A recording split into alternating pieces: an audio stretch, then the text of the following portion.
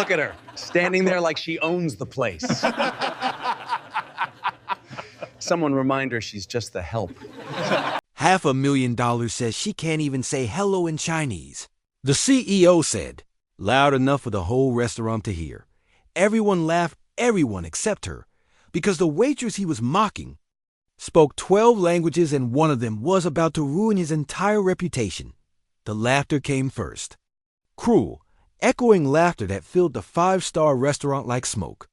The kind that doesn't stop until it burns someone. At the center table sat Richard Langston, a man who believed money could buy him anything: respect, silence, even human dignity. He was the CEO of a global trading empire, the kind who thought kindness was weakness and arrogance was power.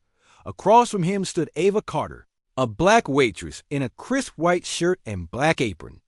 Her hands were steady, her tone polite. But behind her eyes lived a quiet storm. $500,000, Richard sneered, swirling his wine. That's my bet.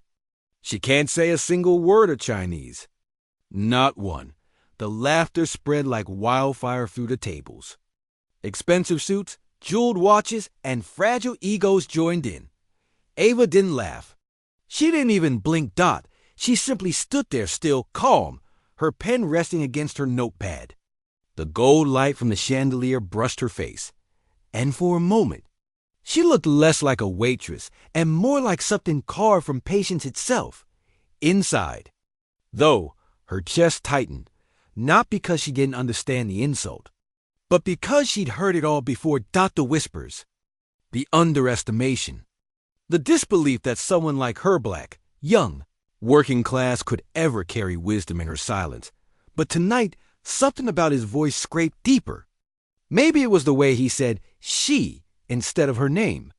Maybe it was because his company's logo, engraved on his cufflinks, was the same one that had once taken her father's dream away. She wanted to speak. To tell him that she'd spent years translating for refugees.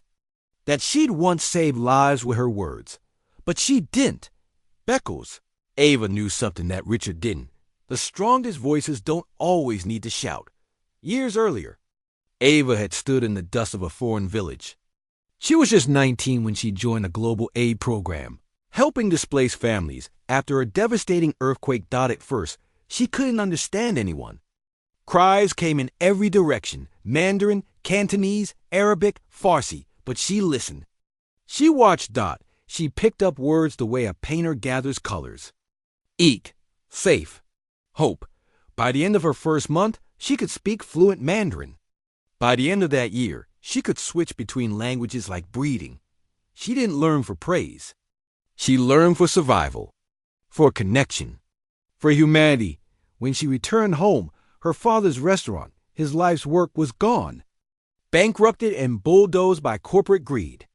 By Richard Langston's company. And now, years later, fate had set the table for them to meet again, her holding the notepad, him holding the arrogance. Come on, Richard taunted. Say something.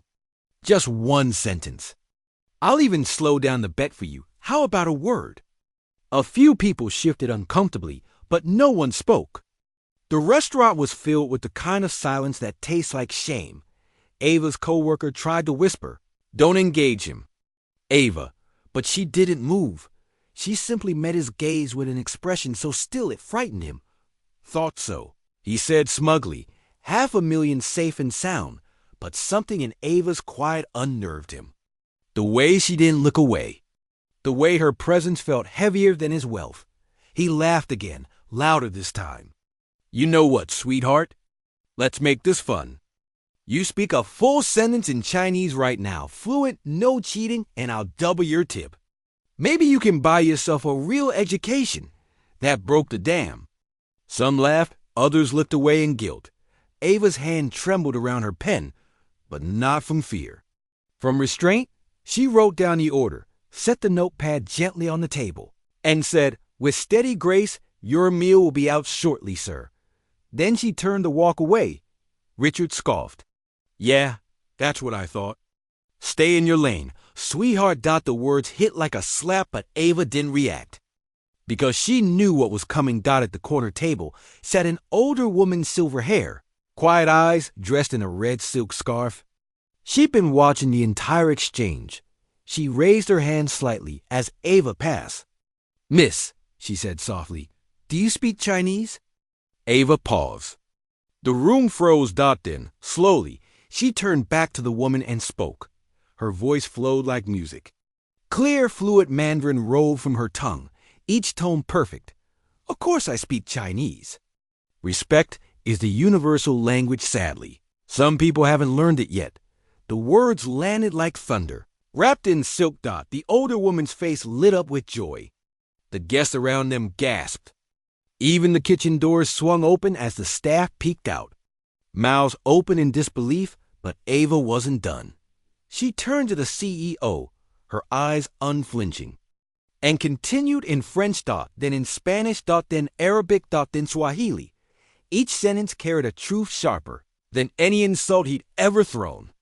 In French, she described his wine's vineyard. In Spanish, she recited the origins of his company's coffee beans.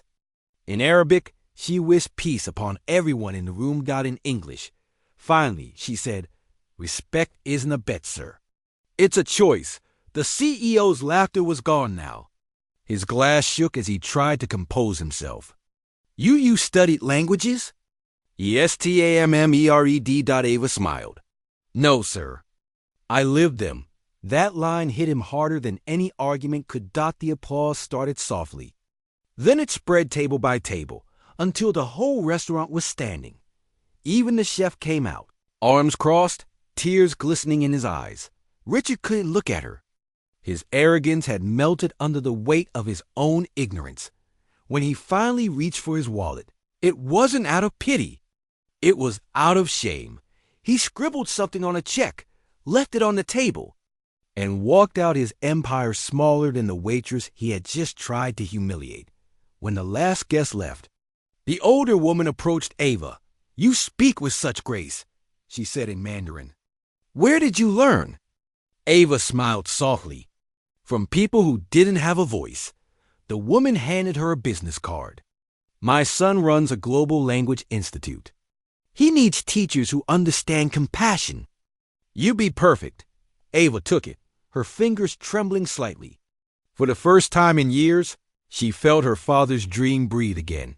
She looked toward the empty table where the CEO had sat. The check still lay there. She opened it and froze. Written on it were 6 words. "I was wrong.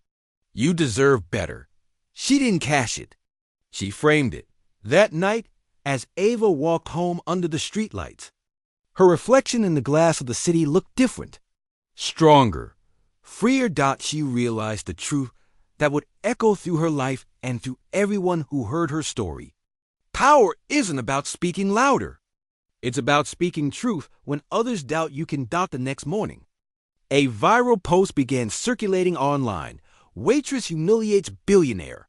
CEO in 5 languages after $500,000 bet." But the caption that mattered most was the one Ava herself wrote beneath it. "Don't underestimate the quiet ones.